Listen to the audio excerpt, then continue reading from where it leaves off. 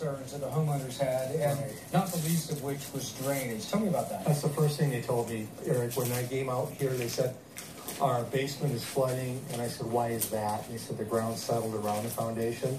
And that happens. You know, around foundations, the soil is put back kind of loose, and over the years it settles. So it's a negative drainage situation. We also have water coming off of the backyard and some water coming off from the house. And so we wanted to capture that water and send it on its way around the house. So we put in this drainage swale.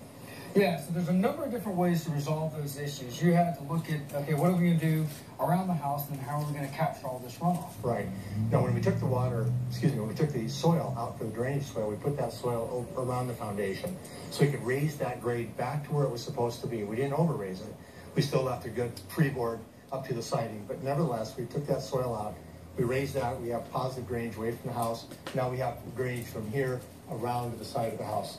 We checked our drainage by putting a hose in the excavation to make sure the water would run that direction. Wonderful. Well, a swale, of course, is a natural feature. It's just a low point where water basically could be, carried out of, an area. And it's a fancy name for a ditch, basically. There you go. It's a ditch. It's a ditch. But you've done a wonderful job of constructing it, and I think that it marries in so well with a lot of the other natural and earth tone elements. One thing I do want to comment on is this is no ordinary swale. You've incorporated the Miscanthus sinensis. We have the blue oak grass. Both are really, really nice touches. Why the plants? I start with the functional design solutions first, and then I add the aesthetic touch.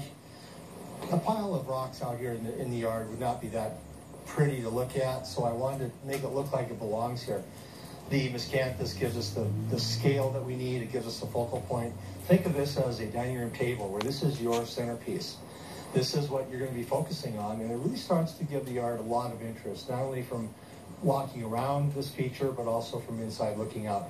These grasses can be left up year-round, and they're going to dry. They're going to look wonderful in the wintertime, and in the spring, you cut them down, they pop right back up again. I really appreciate your attention to detail in this project. As we're standing in the living room, looking out through the window, this also ends up being a very prominent focal point from the interior of the house. Yeah, it sure does. And one of the things I want to mention, Eric, is that a lot of the gravel mulch that was here on site, we used that to create this texture, this effect.